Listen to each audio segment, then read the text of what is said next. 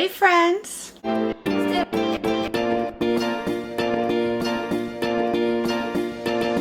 My name is Desiree, aka Mama Friendly, and I do all sorts of videos on my channel. Cooking videos, vlogs, hauls, Disney content, a little bit of everything. So if any of that sounds like fun to you, I hope that you will subscribe and join me on my YouTube adventure. There's a ton of background noise going on right now because this is a real life house with a real life family in it. We've got kiddo playing on the iPad. We've got our crickets that we keep for our bearded dragons to eat having an entire sing-along over there. But they're adding a little bit of a summer vibe to the function that we wouldn't otherwise get, so we're gonna go with it. Speaking of summer, this video is a collab where we're meant to showcase some of our favorite summer desserts, and this collab is hosted by Rob and Sumner. So I'm gonna have their channel linked down below in the description box, along with a link to the playlist, so that once you finished watching my video, you can see what everybody else made for their summer desserts. For today, I'm going to be making some gluten-free strawberry cupcakes, but these also happen to be paleo if you leave the frosting off, which is what I'm gonna do. I'm going to give you the option for a frosting to use with them because the recipe actually just says frost them at the end, but it doesn't tell you how or like with what. So I happen to have some gluten and dairy-free frosting on hand that's really delicious, and I'm going to show it to you in case you want to get some for yourself. But I'm going to be leaving mine naked, as it were, because I do want to make this a paleo recipe. And this should all come together really quickly. We're gonna make everything in the food processor so that it just comes together in a snap. And the ingredients are going to be very simple. You probably have most of this stuff on hand if you're used to baking paleo or baking gluten and dairy free. And if not, these ingredients are very easy to find in stores these days. We're gonna start with 1/3 cup of coconut oil melted. I say that because when it's at room temperature, it's kind of solid, and obviously if your house is colder than that, then even more so.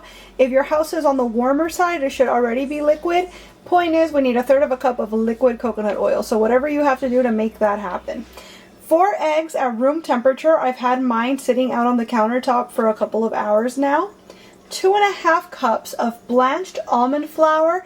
I prefer super fine ground so that we don't get too much texture from it. 1/2 cup of light colored raw honey. I do have light honey here. It is not raw honey. It is organic, but it's what I've got, so I'm going to go ahead and use it.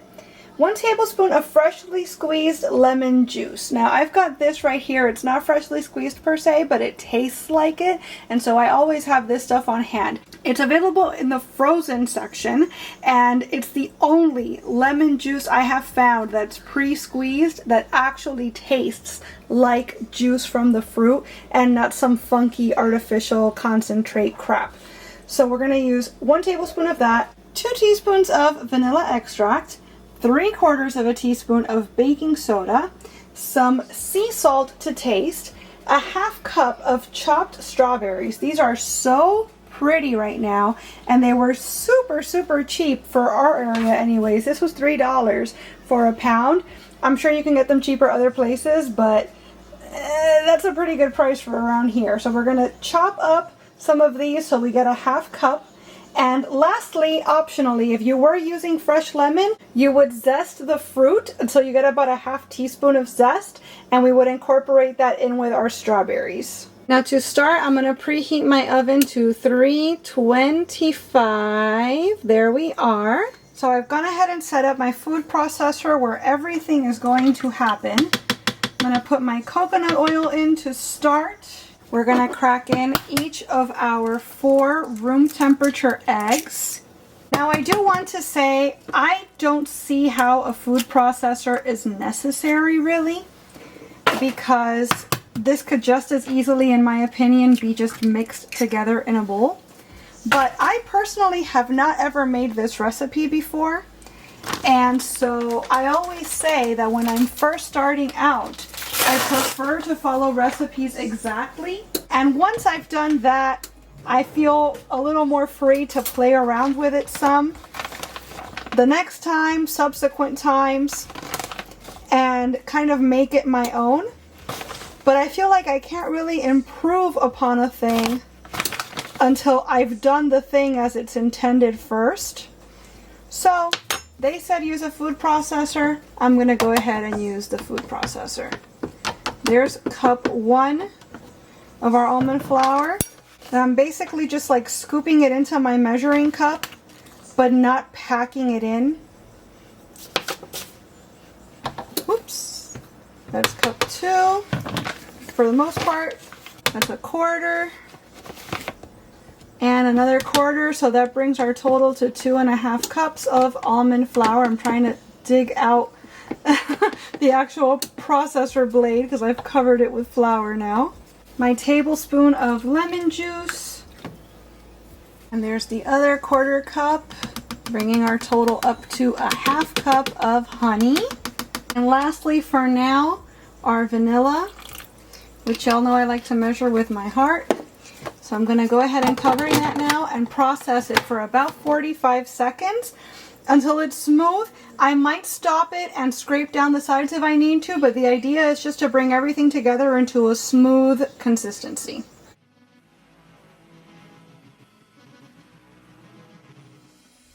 And I'm pretty sure that that took all of 15 seconds.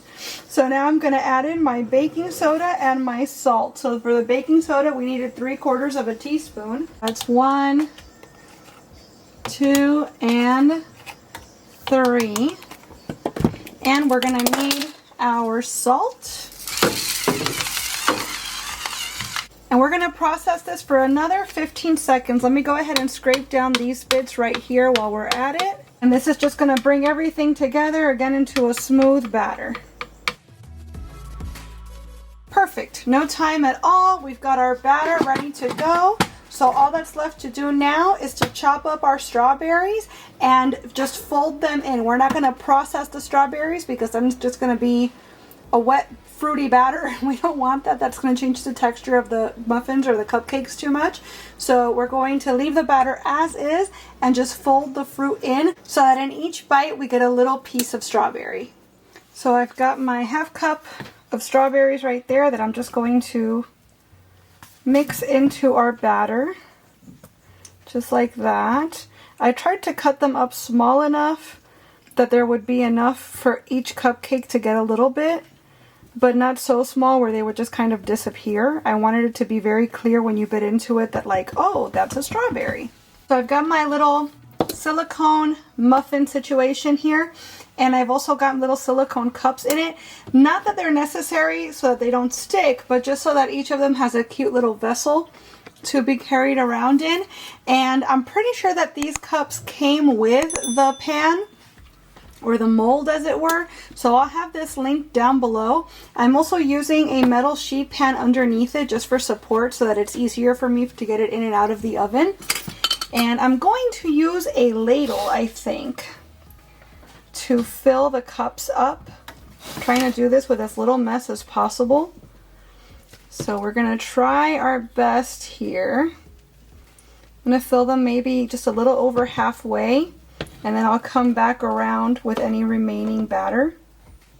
And this would probably be far easier if I had taken the batter out of the food processor. That's why I'm saying, like, it really did come together really, really quickly in the food processor, but I don't think it was entirely necessary. And it's proving to be a little more of a pain in the booty than it's worth, I think, because I am going to end up pouring this batter into another vessel altogether now to make it easier to dole out my batter into my cupcake liners. I will say though, I did just taste a little bit of the batter because it got on my finger, and it's really nice. It's not super sickeningly sweet, but it is sweet enough, and I think it's going to make for a very nice cupcake.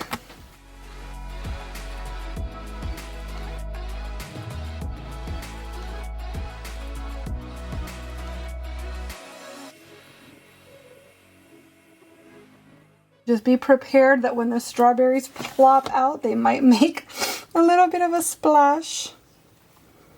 This looks like we're going to have far more batter than we have cupcake liners. And they're all already pretty full, so I might have to make a second round, a second batch. I don't want to overfill them either, but I think I probably realistically have enough here for like another at least 1, maybe 2 cupcakes. So what I might do is just set out liners here on the edges.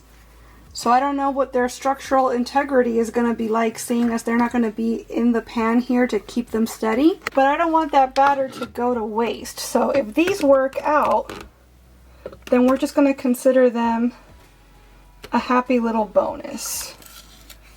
Because I was definitely not counting on this making more than 12 cupcakes. Yeah, there's not quite enough left for it to actually properly make a 15th one. Maybe if I hadn't gone back and refilled the others. But like I said, all of those are bonus ones anyways, so whatever comes of them will be just fine. So my oven is preheated to 325. I'm gonna put them in the oven for, let's say, 20-25 minutes, and then we'll check on them and see how they're doing. Maybe they'll need a little bit more time. I do have an older oven, doesn't come to temperature maybe the way yours might.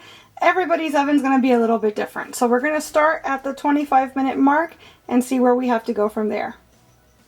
Now while they're baking, I wanted to show you guys this. Remember I talked about a frosting earlier? This is Mrs. Jones or Miss Jones. This is an organic frosting. It does contain coconut, but otherwise it's just powdered sugar, coconut oil, palm fruit oil, tapioca, and sea salt. And this is a cream cheese flavored frosting, but there is no cream cheese in it.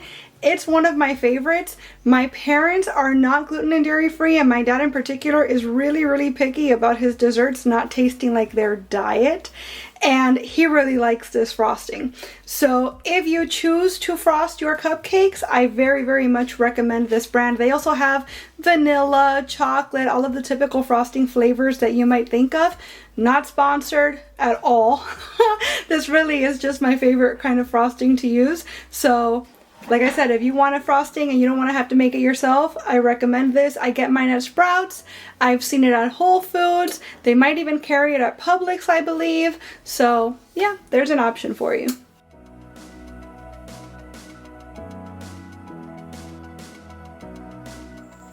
So there they are. Our cupcakes are beautiful. I did add an extra 4 minutes to the cook time, and I probably didn't even need all that much, but these overstuffed ones in particular were a little liquidy looking still when I took them out originally, although all of the other ones were perfect with the 25-minute cook time. So because of these two right here, I did end up tacking on a little more time. You probably will not need to do that though, provided you don't pretty much fill your cups to the point of overflow. So that being the case, I think that if you follow the recipe exactly, you can definitely get 15 or even 16 cupcakes out of the one batch. So I do have one right here that's ready to go. I'm going to take it out of its little sleeve for you so you guys can get an idea of the texture. That is absolutely perfect. You can see the bottom is nice and brown there. It's nicely cooked all the way throughout.